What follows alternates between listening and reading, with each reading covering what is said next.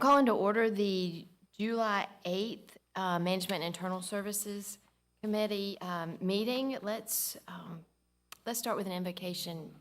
Will you lead us today, Trey? I would be happy to. If you'd all please bow your heads. Dear Heavenly Father and Creator of all, we come before you humbly this morning to ask for your blessing on the proceedings of that which we are about to do in the name of the people of this great county. We ask for your continued blessings over this nation. We go through the troubles of our times with disasters that test the strength of our heart, with arguments and disagreements that seem to be tearing at our very souls and separating us when we should be using this time to be bringing each other together. We ask, as always, that you protect us, protect our first responders and those that would defend us and protect us. Thank you for all the many blessings you give us. Come before you today, humbled us again. Please join me for the pledge. Pledge allegiance to the flag of the United States of America, the republic for which a nation, God, indivisible, liberty and justice for all.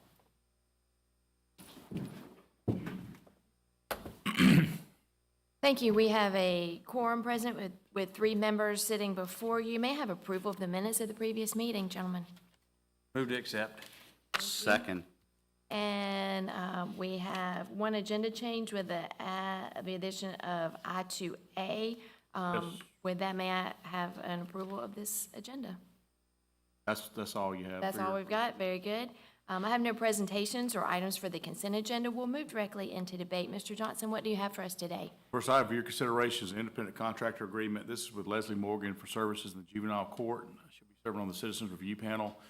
You'll see that the position reviews cases for children in foster care for Columbia County DFACS. It is a paid position of $26,250 annually. That's recommending that the agreement begin August 1st, 2025 and end with the fiscal year June 30, 2026. Move to consent. Second. So moved. Next. Next item you have is a request from the Sheriff's Office. This is an agreement for inmate calling solutions. This is the telephone, tablet, and video visitation services that are provided at the jail for people that are incarcerated there. The Sheriff's Office did go out looking for a comprehensive proposal to be able to provide all those services at no cost to the Sheriff's Office. The one you have before you today is in July 15th, 2025, and terminating on June 30, 2027. So this is a little bit of a longer contract. Sheriff's Office does have the option to renew it for additional 1-year terms, and they also have the right to cancel it. Staff recommends approval. Move to consent. Second. So moved. Next. The next one we have is an agreement with C3AI. This is for property appraisal assistance with the Board of Assessors. As you all know, we are all very familiar that we're getting our property assessments in the mail now. It's always a tough time for us because the citizens don't really understand. We've not set the millage rate yet. We are basing it on values. The Assessor's Office works diligently to make sure that they give you the most fair assessment that they can. You know that we are bound by law as to how close we have to be to the market. The market is driving this. Columbia County is continuing to be a place that people choose to live. Therefore, our property values are continuing to go up. This piece of software is a very innovative software that the Tax Assessor's Office has been working with C3AI. What it essentially does is it provides AI services. It runs AI in the background to make sure that all these assessments are as fair as possible, getting the most information, much more information than any one appraiser could get by sitting down and looking at a couple of comps. This is running constant calculations and computations in the background. And what we're trying to do here, while this is an expensive piece of software, it is one that I feel like will be in the best interest of the taxpayer. It's the fairest way for us to make sure that we're accurate when we're providing these assessments. And I think that's always been our intent. You will see that this is a 5-year agreement beginning in July 2025. We would pay the first year of $250,000 from TAVT, and then subsequent years we would budget that out of the tax assessor's budget, since we've already started this budget year. Staff is recommending approval for this. Again, I think I've been working with our chief appraiser, Mr. Ani, and I feel like this piece of software is going to benefit the taxpayers in Columbia County, so we are recommending it. Ronnie here. He is, yeah, Mr. Ani. Can you come up and explain it? And how will it benefit the citizens? Well, the biggest thing it does is it's a process and analysis, higher volume. So, you know, we have 65,000 parcels in the county, 1,000 qualified sales each year. Large part of our staff, that's all they do all year. Everything. Our ratios to set these markets. And so this software is able to, number one, clean that data up, look for, find these things.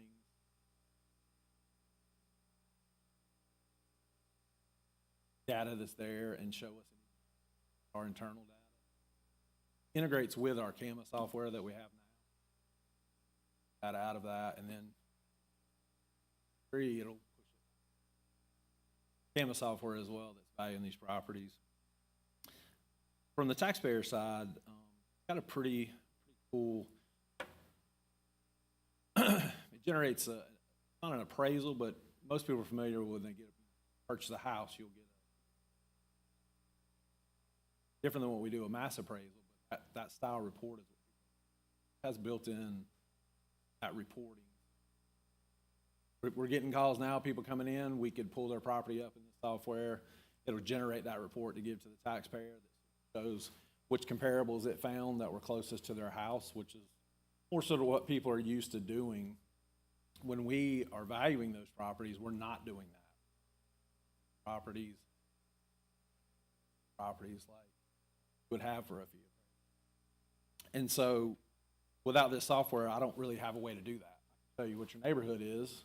We can explain how we came up with the value, but this is just an additional piece that, you know, would help them feel confident about what we're doing, because as long as your data's good, computer takes all that.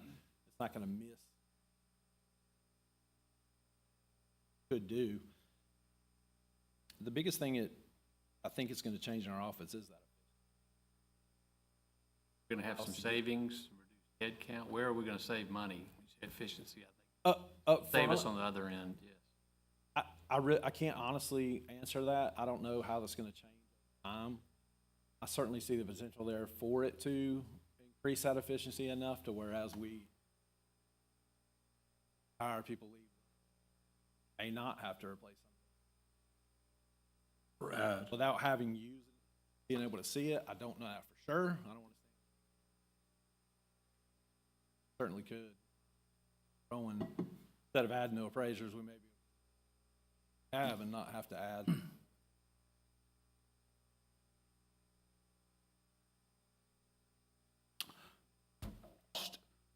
And break it down into 5 equal payments, correct? It's not that it's actually.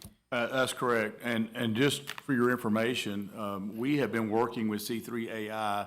The initial proposal was actually much higher than this. There are a couple of counties in Georgia that are using this, Cobb being one. Is there one more? Cobb, the only one in I think Georgia. Cobb's the only one that's. So, only one in Georgia. So this is what we would consider more cutting-edge technology. But the initial proposal that we received from C3AI, I wasn't happy with the numbers. Morgan wasn't happy with the numbers. The company was very anxious to get Columbia County on as a client. So I think they've gotten very aggressive. So the numbers before you today are significantly less than the first amount that we'll propose for the same software. I would just be looking for efficiencies, cost savings, if we're going to $250,000 a year. There's got to be some cost savings somewhere. Yeah, I think AI is supposed to streamline and. I think ultimately, I think to his point, I think ultimately it probably will. I don't know that it will year one. I think what really got me on this is that we're being fair to the taxpayer. Accuracy. So accuracy is there's a cost for that. We can only do so much. I think they do a great job. We can sit here and try to defend them all day long on these assessments that just went out, but we don't have any really factual data other than what he may pull from a couple of comps. This is gonna provide a lot more information for us when we get ready to go to the Board of Equalization or somebody appeals. We're gonna have a lot more information there to just, and again, at the end of the day, it's not about getting more money out of the taxpayers, maybe getting less money out of the taxpayers. I think it's important for us to be as accurate as possible. And there is a cost for that, and I know this is expensive, but that's what swayed me, is trying to provide the taxpayer with the most accurate appraisal possible. And consistent. And consistent, that's correct, right, so it's not jumping.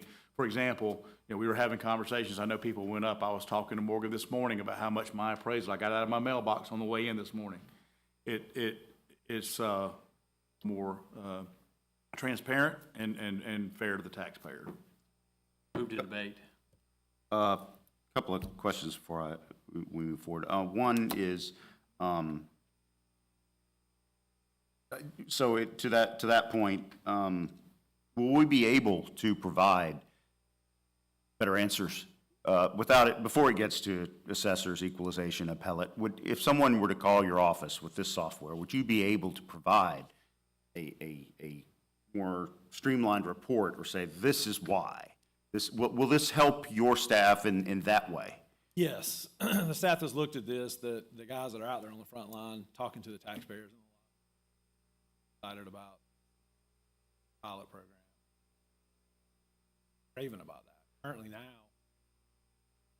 someone comes in and wants to see the data we use, that appraiser's got to go back to their desk, tell the taxpayer, we'll send it to you, because I can't pull all that together. This software, they can go back there and just sit down and go over it with them, explain it to them. In a way that's easier for them to understand. Nobody understands appraisal really anyway. The typical person out there, that it's just not something people deal with in their daily life. A little bit of times that they have done it is typically with a fee appraisal. And again, this report's kind of structured more like that. So it's more familiar to them, it makes more sense to them. When we say, hey, we set your value based on what your neighborhood's doing, which is what we do, that's not going to change. This software takes into a lot of other accounts that we're not. That's where a lot of that, what we're calling accuracy. There's just simply not, anybody that's not using AI software is not doing that.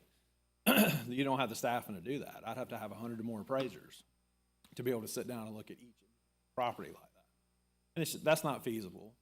So that's why, it's set up to use a mass appraisal so you can get something done and come up with a value each year. But this will just, they'll see their properties like theirs, that same group. I think it just helps them. Well, I think there has to be, to the chairman's point, I think there has to be at least if not a direct, an indirect benefit that we can show, and being able to respond quicker to the citizens' concerns and their questions is certainly one of those. I'll be honest, as one of the older guys up here, I don't think necessarily telling them, hey, we bought an AI program is going to allay their fears at all. but I also understand how important that is moving forward. Can I ask, what is our current rotation? I've heard different stories. Originally, when I went, 100 years ago, when dinosaurs roamed the earth and I was a young commissioner, going through assessment training, it was a 3-year rotation, but we've never used a 3-year rotation, have we? No. So historically, when I first started with the office, we were doing review every year. There's reappraisal and there's reassessment. Usually those two terms get confused, but there are two separate things. So the law says that we have to physically review each property once every 3 years. Right. Our county had historically always done every property every year, but because as things change and there's more requirements on the staff over time, I would say 5 years ago or so, we switched to where we're doing about 2/3 the properties physically reviewing them each year. We're still assessing every property every year. We're running every permit, anything new, whether they're on the list to be reviewed or not. All the sales every year, physically talk to each one of these folks, inspecting the properties, making sure our data's right. Still assessing every. Is this for only residential, or does it do the unique commercial properties as well? They offer a commercial module too. We are not interested in getting that. I don't think that properties we have in the county, necessary at this point. Our commercial, while those properties individually are expensive and carry a lot of value, when you look at the overall digest for the county, commercial is just a tiny sliver. Of our 65,000 parcels, how many, like, what's the ratio? It's, last time I looked, I think it was around 8 or 9%. Small piece. Same thing with personal property. A lot of time doing that as well, but grand scheme of things, everything, the digest is. But as the county continues to grow over time, I mean, when I started, commercial was half what it is now, Here's it's more than doubled, I believe. If it continues to go that way, This service does not work with personal property as well, just No. residential. just residential. All right, we have a motion to, Yeah. for debate. What's your pleasure? Second. Thank you. Thank you. That will move to the debate agenda, and we have one more item for you, Mr. Johnson. Yes, ma'am. This is an MOU with the City of Grovetown for dispatch services. As you may have heard, the sheriff has entered into a memorandum of understanding with the City of Grovetown to provide dispatch services for their police department. This is the MOU to provide the dispatch services for their fire department as well. The sheriff has already executed his memorandum of understanding, so essentially they're all in the same room. They're already doing this in full disclosure, but should the board want to take a different approach, we could certainly change that. This is the same situation we have with the City of Harlem. We provide dispatch services for them. As you know, the county runs the 911 system, so when the citizen calls 911, historically, if it was a Grovetown call, they would have had to transfer that call back to the City of Grovetown. So by doing this memorandum of understanding, you will now have, for the first time ever, we will have all of our dispatch services. Our ambulance are now being dispatched from 911. Our fire is dispatched here, our sheriff's office, and then both of our cities, Harlem and Grovetown, police and fire, will all be dispatched from the same dispatch center. There is no cost to the City of Grovetown for this. Again, it mirrors the Harlem agreement, but it is something we would include in our service delivery strategy, make sure that the county is getting credit for providing the additional services to the residents that happen to reside in the city. So staff Smart. recommends approval. Real smart. Should have happened a long time ago. Yes, sir. I agree. Will we be taking on their personnel as county employees now? No, we actually have our personnel for this, and I don't think we're adding any additional personnel at all. We're just absorbing it into our existing structure. Correct.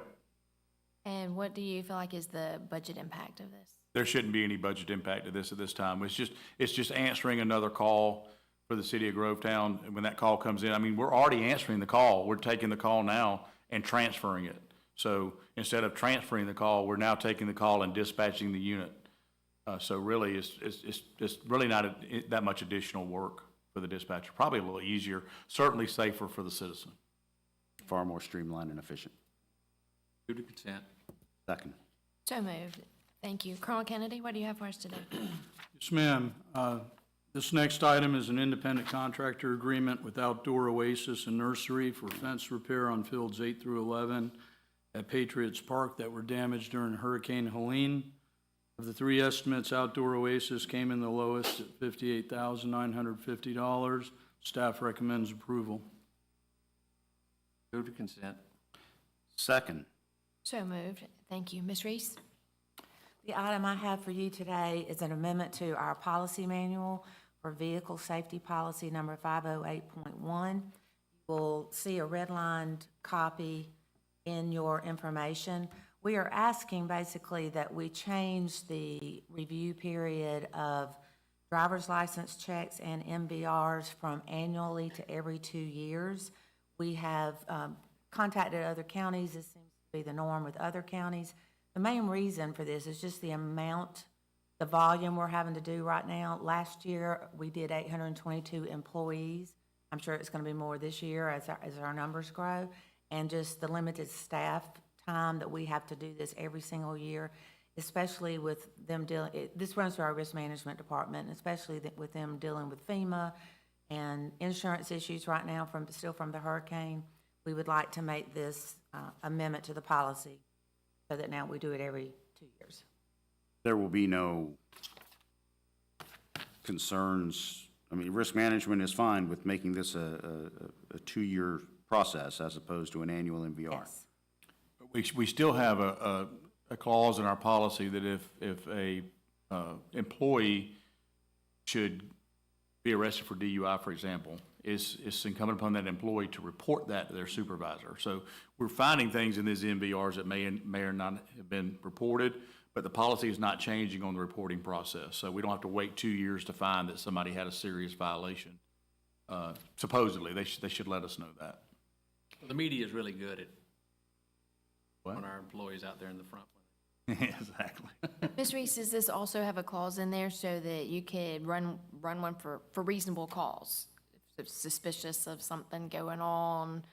I think we could always, You Jennifer, can you do it wanna- more than, I'll let Jennifer know. we could always run one. Right. I just want to be sure that we Doesn't change can do it more than every 2 years if We there's can, reasonable we absolutely can suspicion. do it Every more. 2 is a minimum. Yes. Yes, there is a form that we have, and every department is aware of that form. They can have if they're ever concerned about it, a supervisor can request for them to sign it. As long as we have that form, we can run them at any time. Very good. Gentlemen? Move to consent. Second. All right, so moved. Thank you, Ms. Reese. Mr. Blanchard, what do you have for us today? I have 2 items for your consideration. The first of which is a purchase of a replacement generator from Native Instinct LLC for Building F. You're familiar with our experience during Hurricane Helene that backup generators are a critical part of our infrastructure, and likewise, Building F is our broadband utility building. So we've discovered that the generator that's currently at broadband is somewhat elderly. It's 15 years old. And it's becoming increasingly difficult for us to find locate replacement parts for it. It's requiring more maintenance to stay operational, so we believe it's time to replace the generator. We've worked with procurement to release bids, and Native Instinct of Boynton Beach, Florida, was the best bid. The cost is $74,983.16. We would like to ask for $90,000 to be allocated from TAVT just to make sure that we can cover any unforeseen circumstances that take place during the implementation. Staff recommends approval. You see where he pulled at your heartstrings there? Elderly. Called it elderly. I'm ignoring that comment. Move to consent. Second. So moved. Thank you. Next. Next item I have for your consideration is an agreement with the Risk Strategy Group for a physical security assessment of technology facilities. We received a grant from GEMA for $50,000 to conduct a physical security assessment of our technology facilities. We worked with procurement to release a bid for this process, and Risk Strategy Group from Austin, Texas was the company that had the most responsive bid. Their proposal was for $43,575. We're going to ask for the ability to use the $50,000 since that was the grant amount. When all is said and done and we get all of our reimbursements for this project, the only outlay from the county will be $5,000 if we go up to that $50,000 amount to be paid for from IT funds. Staff recommends approval. Move to consent. Second. So moved. Thank you. And we have one item that was added. Tin roofing. Mr. Prather's going to, Morning, Stephen. How are you? Morning. Yes, thank y'all for letting me address this morning. This is a re-roofing project for building D&E, which is procurement, your warehouse, GIS, chamber, I believe. Development Authority, excuse me. So during the hurricane, we realized we had some leaks there. We've repaired some leaks. The building is plus or minus 25 years old, and we've come to a time where it's reached its life cycle. So staff recommends entering into an independent contract agreement with Penn Roofing in the amount of $181,700 for the replacement retrofit of that roof, which will be a new membrane insulation on top of that roof, new gutters and downspouts. We do plan on addressing this with Move to consent. Second, and I'll be glad when we no longer can use Hurricane Helene as a reason. Thank y'all. I'll be glad when it's not a reason. I get it. No, I'm So that one will move to consent. Thank you very much. Any legal matters? Legal matters. Let's move into staff report. Year-to-date budget. Yes, the first report I have for your information is the year-to-date budget report. I can't believe we are sitting here at the end of another fiscal year. So this report is for June 30th. I have listed some of our major funds for your information on the rec sheet. We will begin, well, we're still working on year-end data and journal entries and all those good things, and we will start the audit process sometime in September, and we'll be bringing that information to you at that time, or after the audit is complete. Everything looks to be in line. It does. Gentlemen, do you have any questions? No, but good work. Good, thank you. And the SPOSS update? Yes, this information is for the month of May. We collected almost $3.2 million that month, and collections for the last 12 months have been at an annualized percentage increase of 7.23%. This amount is 5.26% less than last month, April, which of course would include Masters Week, but it's almost 5% greater than the same month last year. We are on course to have our first full year over $3 million per month. Yes, sir. We are. Yes, sir. And the investment report? Yes, the final report is the investment report for your information. No questions? Do we have any commissioner or public comment? Actually, ma'am, yeah, if you don't mind, I'd like to take a point. Okay. Sorry, I didn't give you a heads up, but I decided I wanted to do this. The commission received an email early this morning from our district attorney, and I would like to read it real quick on the record. I would also like make a quick comment about it. Mr. Chairman and Commissioners, I hope you're well. I continue in ordered military duty, recently having been named the Judge Advocate General of the Army as the 43rd TJAG. I am the senior uniformed lawyer of the three components of the United States Army: Regular Army, Army National Guard, U.S. Army Reserve. I serve as the military legal officer to the Secretary of the Army and Chief of Staff of the Army and coordinate delivery of legal services to all members of the Army.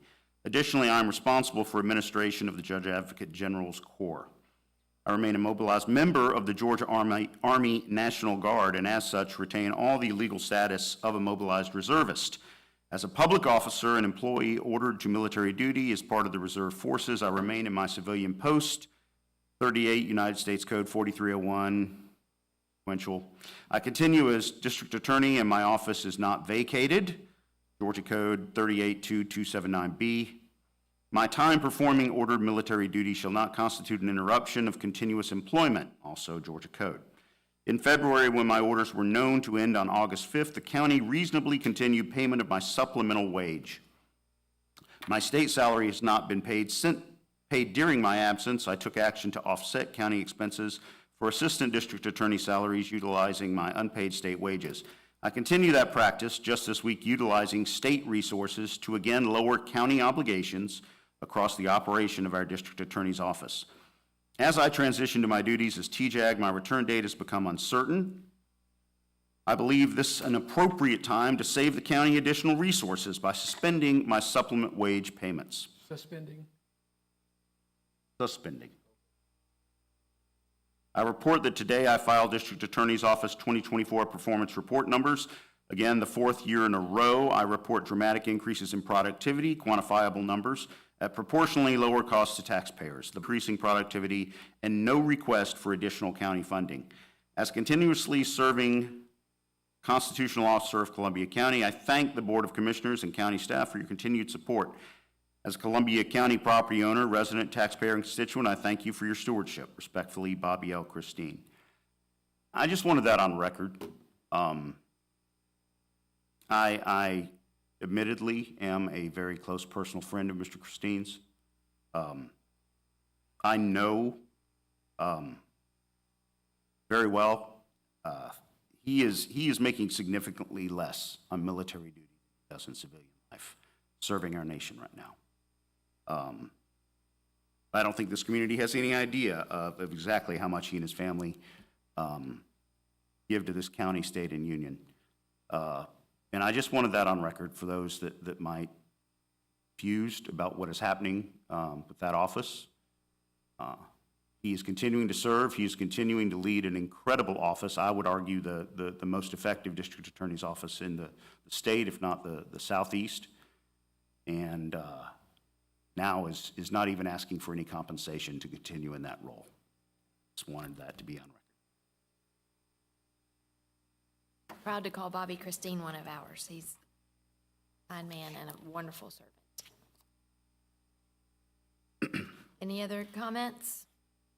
I have no items for executive session. We will adjourn and reconvene in 5 minutes. 5 minutes. Thank you. 9:07.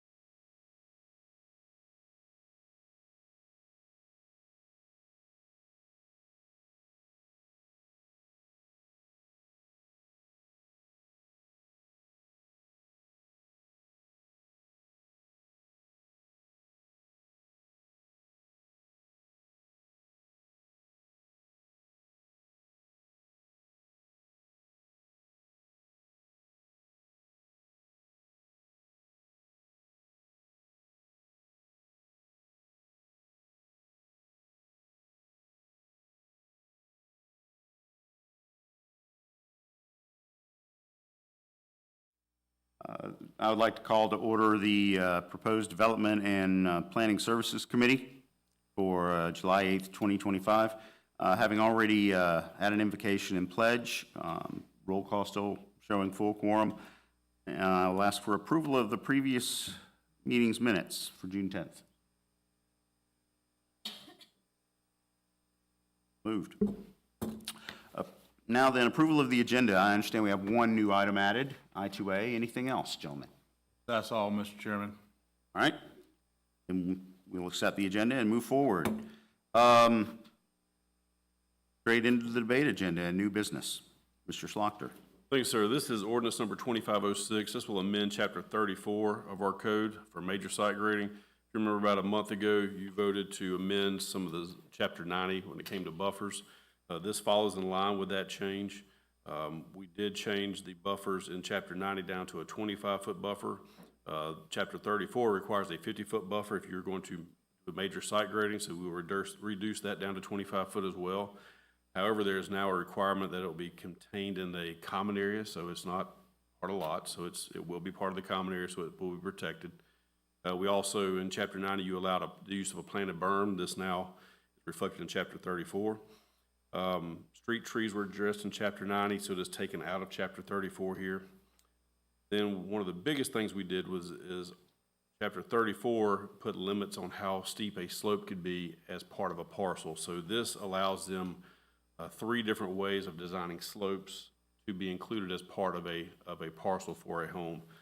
There is a typo in what we have here. We will get this corrected before it comes back in front of you. We have our 4-to-1, our 3-to-1 are copies of the same thing. So there's a 200-foot, a linear foot requirement that should be a 150 on a 3-to-1. We'll get that addressed before it comes to you. But basically, this says if you come in and put some subsurface drainage in, you can go with a steeper slope. It also states that there's got to be clear direction in HOA documents that the HOA is responsible for maintaining slopes regardless of how the failure occurred. They have to maintain the slopes behind these homes that they're constructing. I believe that's everything. I'd be happy to answer questions. I know that's real quick and kind of convoluted to throw at you at one time. So most of this is just truing up chapter 34 with the chapter 90 changes we've already made. I would say half of it. The other half would be the slope, changing the requirements for slopes, giving the designers other ways of designing slopes behind houses in order to include it as part of the lot. Have the builders weighed in on some of these? We have met with the builders. So this is actually a result of one of the items that came out of the County Manager Development Advisory Board. That is the new board that we have put in place at the request of the commission to work with the development community. And this is a lot of the items that they brought to the table. So it's really responding to their needs and requests and something that works for the county. What is the teeth in this ordinance as opposed to maintaining? How can we enforce that? The maintenance of the slopes and the... Well, it's all, once it's deeded over and sold, it's all private property. Okay. So it would be a civil matter between the 2 properties, but however, the code would be, I don't want to speak for our attorney, but I'd say the code would give the plaintiff some teeth. grounds. Correct. Gotcha. The problem that we're running into now, as you're aware, is some of these buffers are on private property. When they sell the individual lots, the homeowner goes on there and wants a bigger backyard. So if the fence is, farther back, then they clear out all the rest of that buffer. This is going to prohibit that or help with that. That's my concern. It doesn't necessarily prohibit it. It just tells them they shouldn't do it. This is being an ordinance. This requires a debate agenda. Move to debate. Second. All right. So moved. Next item, development services. All right, the first item I have consideration is the agency user agreement renewal with Georgia Crime Information Center. December 1st of 2015, the commission agreement with the Georgia Crime Information Center to obtain criminal history information for applicants applying for the alcohol beverage license. Require this to be done biannually. Staff recommends approval of the updated agreement. What's your pleasure? Second. Moved. Item 2, sir. Second item we have is a memorandum of understanding with the sheriff's office for the fingerprinting. Same situation here. Something that's biannually that the GCIC requires. And the sheriff's office is the one who does the fingerprinting for this jurisdiction. Staff recommends approval. of them. Consent. Second. Is that done digitally now, or is that done, I'm assuming that is, last time I had. Last time I had it was digital when I renewed it. Right. Private carrier. item 3, sir? Next item is resolution 25-21, adopting the fee schedule for alcohol beverage license. As preparation for this new software we've got coming on, Ms. Hall has done a pretty good, good thing going through all of the fee schedules, and we just want to clarify some few things and clean up the few we had. First one will be the clarifying the retail consumption data eating establishment less than 1,600 square feet calculated, how that's calculated. Trying to clarify that by the total enclosed area, not just the, say, the dining room area. There was a little understanding there, so we just that out. The second will be the change in temporary alcohol beverage permit administration fee to ensure that fees are covered in the staff time. This is another good area where Ms. Hall's gone through and sort of electronically made things a little bit better, so it's a little bit of a reduction in the fee schedule. Always look at it, how we could maybe reduce some fees and stuff, so that's another good catch there. And the next one is remove other jurisdiction catering permits. These permits are temporary alcohol beverage issued for business who already holds a catering permit or alcohol license. So we're just removing that and make them all the same, whether they're within our jurisdiction or outside our jurisdiction. That brings those the same. They're again another savings. So staff's recommended forwarding this resolution to July 15, 2025 for debate. The temporary permit, Right. moving it to 25, how much was it before? Or anything outside of our jurisdiction, if you held a catering license, you could sell alcohol, it was 50. Now we're just doing away with that and making it 50 for both. So it's bringing it more in line, because like I said, with all the electronic stuff we have now, we don't have that additional cost associated with it. So we're bringing it in line with what it's actually costing us to do permits. Second. So that is moved to debate. All right? All right. Adam? Next one we have is ordinance 25-05, amending Chapter 7 taxes, Article 5, occupational tax and licensing, Section 149, tax due on payable, due and payable. Staff recommend amending Columbia County Ordinance 78-149 to require occupational tax paid at the time of application for the new businesses. If right now we're doing it, or you apply, once we approve your license, come back and pay that time, we're having to chase people down to get that payment now. So if we make it at the time of application, we're spending less time with staff going out. Right now,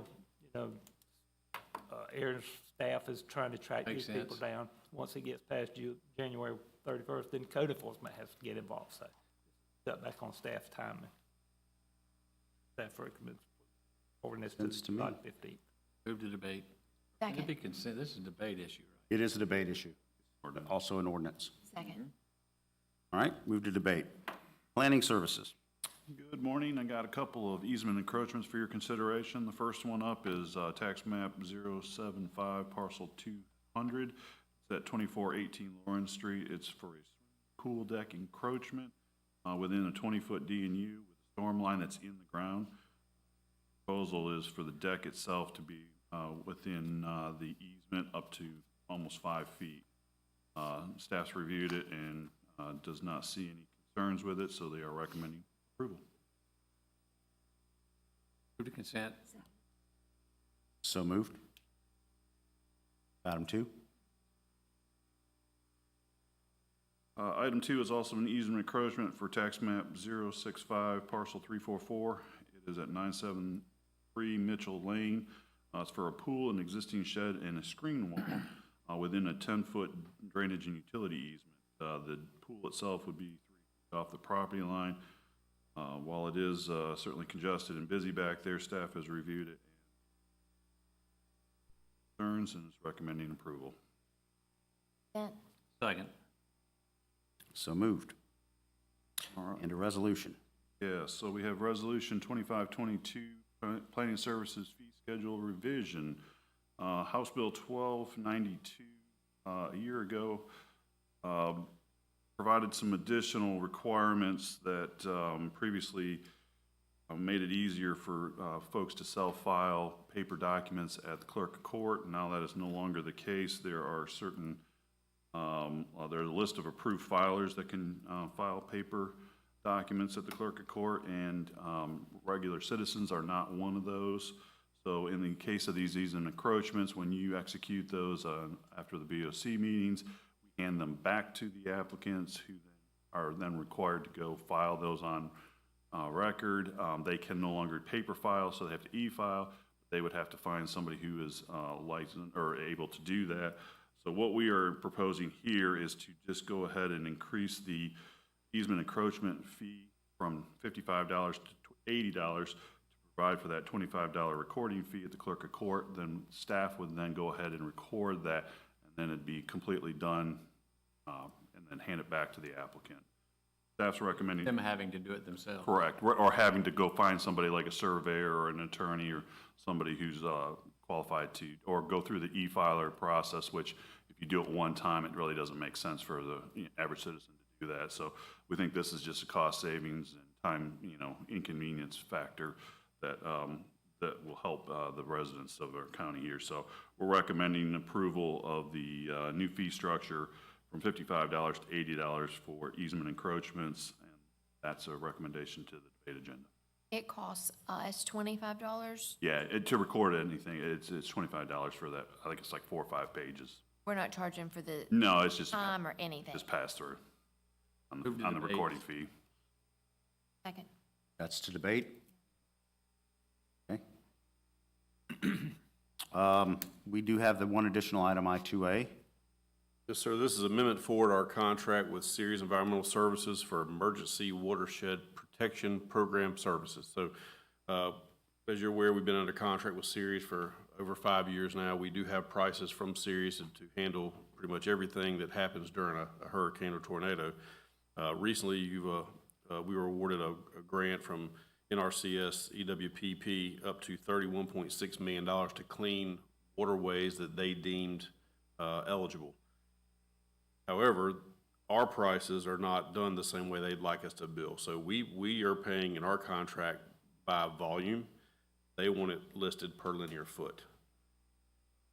So we had Ceres go back and convert their prices from volume, a cubic yard, into a linear foot. So they really had to go back and guess how much volume was going to be in a linear foot. So you could have a really impacted stream that has a lot of volume per linear foot, or you could have a minor impacted stream which has very little volume per linear foot. So they really are having to put their pen and paper to work to come up with a linear foot price. We have reviewed this linear foot price. It is $128 per linear foot. That linear foot could be 50 foot wide, 25 foot each side of the stream bank. The wider the stream, the wider that linear foot is. So again, they're guessing This is on. based on the width of the stream, not what's being removed from the stream. That's correct. That's the problem. I wouldn't think a business would do anything that would pay them less money. Which is why we had to give them opportunity to tell us the new price. We did not bid it the way EWPP wanted. So, Mr. Titus has reviewed it. He's reviewed it compared to some other locations. Based on our numbers of what we have approved linear foot wise and the price for linear foot wise, we are nowhere near the dollar amount that we've been approved for. We are well under it, probably 75% under. So the money is there to do this. We do think this is a good price, so just it amends that price. Also, I will tell you that our original prices for the contract all broke down per action. So picking up one price, grinding one price, disposing one price. This is a all in one price. So pick up, grind, dispose in place. Hopefully we can dispose in place, but all that's including that $128 per linear foot. They dispose in place. If you're in the woods along a stream, you're grinding the mulch. You leave the mulch along the bank to help with erosion instead of having to haul it off and like we do. Come downstream. Hopefully not. They can't place it in the water. Have to. Well, get a good rainstorm and They do have plans to haul off when needed, dispose of. We would also not remove tree stumps along banks. We'd leave the tree stumps in place to help erosion control. We want to lock in that dirt, so we don't want to start pulling stumps out of the edges of the banks. So this won't be quite as the same as when we did right away. Right away, we got everything and hauled it off and ground it, so we're in the woods on this long stream, so we'll have a different approach. Move to consent. Second. So moved. I believe that handles our business for today. Any legal matters, sir? Seeing none, we'll move into staff reports. Planning services. Yes, attached for information only is the June 25 Planning Department workload. Happy to answer questions you have. Questions? Questions? Taken for information. All Next, right. sir. Also for your information is the May 25 Plan Review Workload and Measurement Monthly Report. And answer any questions you might have about that. Questions? None. Congratulations. Moving through to development services. All right, the first one we have is Development Services Division Monthly Report, and attached is a copy of that for your information. This is for FY '25. Those are the final numbers of that year. So we're up about 8% residential and about 33% on the commercial permits. The other numbers, that's pretty much. If you have any questions, I'll be glad to. Thoughts on this? Moving on, next report, sir. Next report we have is a financial report, and a copy of that is attached for your information. Thank you, sir. Next. Final one we have is temporary events alcohol permits, and a copy of that is attached for your information.